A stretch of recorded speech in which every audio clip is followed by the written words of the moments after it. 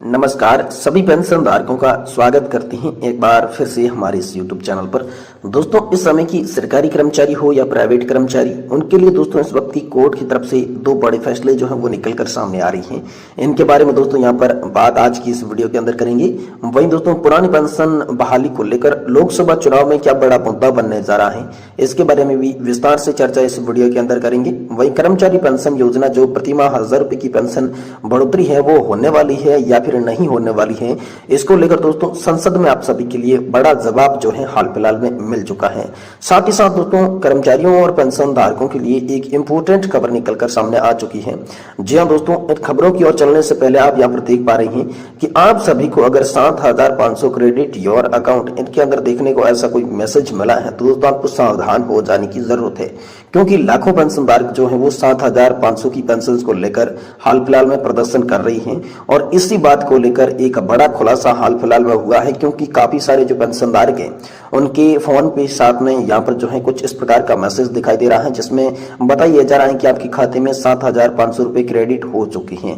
लेकिन दोस्तों ये खबर क्या है, आपको सावधान होने की जरूरत क्या है, इसके लिए दोस्तों यहाँ पर हाल फिलहाल में कर्मचारी भविष्य निधि संगठन के द्वारा एडवाइजरी जो है वो जारी कर दी जा चुकी है। तो पूरी खबर को हम विस्तार से जानेंगे। पेंशन पर आई आज की तमाम बड़ी अपडेट को इस वीडियो के अंदर कवर करेंगे, लेकिन सबसे पहले आपको इसके बारे में बताती हैं। देखिए दोस्तों, यहाँ पर जो है 7500 की पेंशन को लेकर लगातार जो पेंशन धारक है वो मांग कर रहे थे।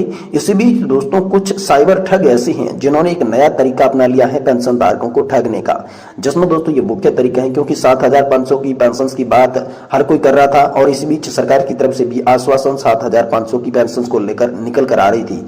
इसी बीच दोस्तों आप सभी के फोन पे या फिर कुछ के फोन पे आया है, कुछ के फोन पे आ भी सकता है, इसीलिए मैंने आपको ये वीडियो के माध्यम से जानकारी देना उचित समझा कि आप सभी को पता होना जरूरी है। अगर आपके एक फोन पे इस प्रकार का मैसेज आता है जिसमें लिखा हुआ है कि आप सभी के खाते में 7500 रुपए की पेंशन जो है वो ट्रांसफर कर दी गई है और आप अपनी पेंशन को पाने के लिए जरा इस लिंक पर क्लिक करें, तो दोस्तों आप बिल्कुल भी ऐसा नहीं करें।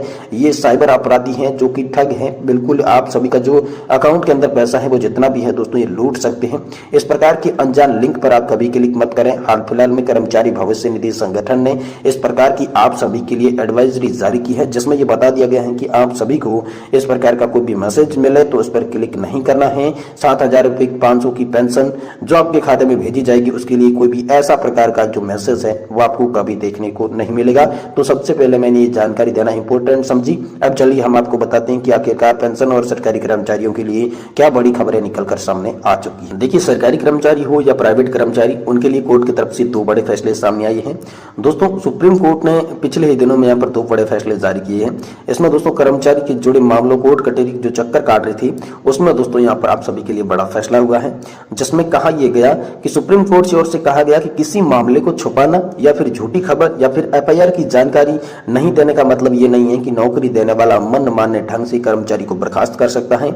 और दूसरी खबर आप सभी के लिए निकल कर आई, जो कोर्ट ने यहाँ पर 15,000 रुपए की सैलरी लिमिट खत्म की थी, जिसके बाद लगातार जो थे कर्मचारी और पेंशन धारक थे ईपीएफओ से मांग कर रहे थे कि आखिर हमें एक्चुअल बेसिक सैलरी के आधार पर पेंशन कब मिलेगी। तो इनके लिए फैसला लिया जाए कि नोटिस जो है दोस्तों यहाँ पर आप सभी के लिए जारी हो चुका है।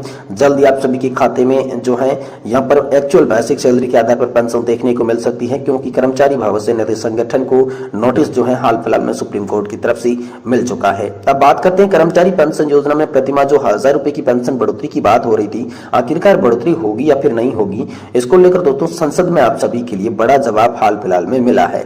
देखिए दोस्तों, कर्मचारी संगठनों या जनप्रतिनिधियों के हितधारकों के लिए केंद्र सरकार के समक्ष कर्मचारी पेंशन योजना में प्रतिमाह 1000 रुपए की बढ़ोतरी की मांग प्राप्त हुई थी। अब केंद्र सरकार द्वारा ईपीएस पेंशन में बढ़ोतरी होगी या नहीं होगी, श्रम और रोजगार मंत्री रामेश्वर तेली ने लोकसभा में दोस्तों आप सभी के लिए बड़ी जवाब दे दिए हैं। उन्होंने बताया कि ईपीएस 95 पेंशन योजना के तहत पैरा 32 के तहत उसके जो भी मूल्यांकन था उसको वार्षिक रूप से माना गया है। 31 मार्च 2019 की निधि मूल्यांकन की स्थिति के अनुसार दिव्यांग को घटाया गया है। यह बात है कि रामेश्वर तेली जो राज्य मंत्री थे उसने इसमें सवाल में जवाब तो नहीं दिया, लेकिन ईपीएस की ओर से ये 1000 रुपए की पेंशन बढ़ोतरी होगी या नहीं होगी अभी भी मिस्ट्री बना हुआ है। दोस्तों, संसद के अंतरिम बजट में लोकसभा सदस्य एन गणेश मूर्ति ने श्रम और रोजगार मंत्री से जो है कर्मचारी पेंशन योजना से वृद्धि को लेकर सवाल पूछे। तो उन्होंने कहा कि क्या सरकार को ईपीएस पेंशन की न्यूनतम राशि में वृद्धि के लिए श्रमिक संगठनों के द्वारा कोई भी मांग पत्र प्राप्त हुआ है।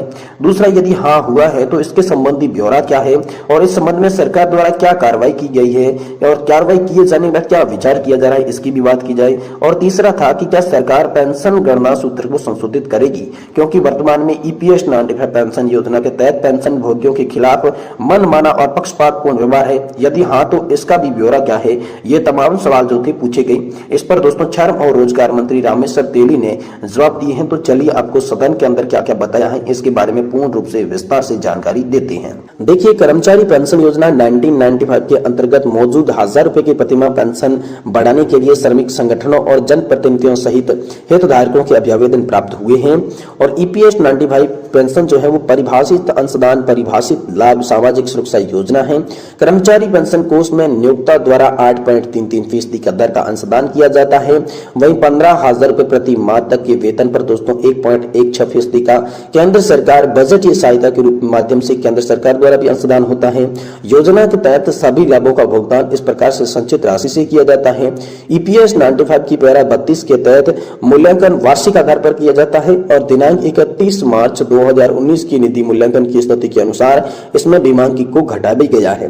दोस्तों, योजना के तहत सदस्य की पेंशन की राशि का निर्धारण करने के लिए पेंशन योग्य सेवा से गुणा किया जाता है पेंशन योग्य वेतन का, और उसमें दोस्तों भाग 70 का लगा दिया जाता है। इसी सूत्र के मुताबिक ये जो है पेंशन की राशि प्रदान होती है। और सरकार ने पहली बार वर्ष 2014 में बजटीय सहायता प्रदान करके ईपीएस 95 पेंशन के तहत पेंशन भोगियों की प्रतिमाह 1000 रुपए की न्यूनतम पेंशन प्रदान की थी, जो कि कर्मचारी भविष्य निधि संगठन यानी कि ईपीएफओ की ओर से वार्षिक रूप से प्रदान की जाने वाली वेतन का 1.15% बजटीय सहायता से अतिरिक्त भी प्राप्त होता है। ये जवाब दोस्तों हाल फिलहाल में आप सभी को रामेश्वर तेली के द्वारा देखने को मिला। वहीं दोस्तों, पुरानी पेंशन बहाली लोकसभा चुनाव में क्या बड़ा मुद्दा बनेगी, इसको लेकर बड़ी खबर है। दोस्तों, पुरानी पेंशन बहाली लोकसभा चुनाव 2024 में बड़ा मुद्दा बनेगी। इसको लेकर दोस्तों पहले भी कई बार यहाँ पर जो है प्रदर्शन हो चुके हैं। इस बीच अटेवा पेंशन बचाओ मंच और national movement for old pension ने दोस्तों यहाँ पर आप सभी के लिए रन फॉर ओपीएस की आयोजन किया था। कार्यक्रम को सफल बनाने के लिए यहाँ पर कई आयोजन भी शुरुआत की गई थी।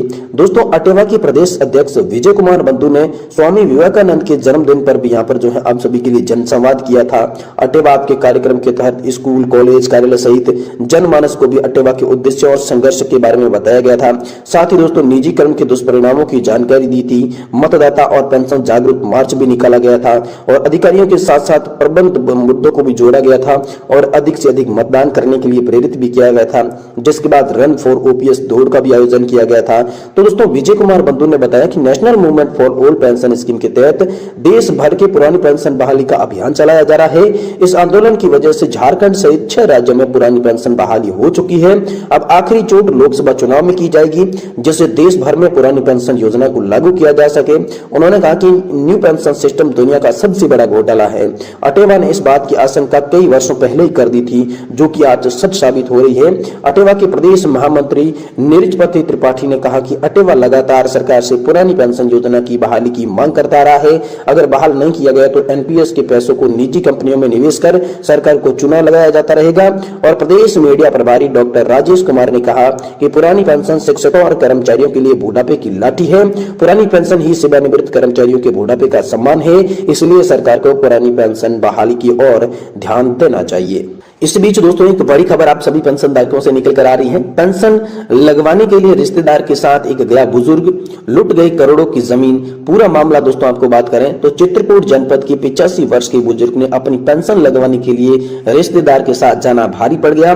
दरअसल बुजुर्ग जो था वो रिश्तेदार की पेंशन के बहाने उसे रजिस्ट्रार ऑफिस लेकर जाकर 4 भूमाफियों के साथ न उनकी करोड़ों की जमीन महज 5 लाख रुपए में एग्रीमेंट करवा ली।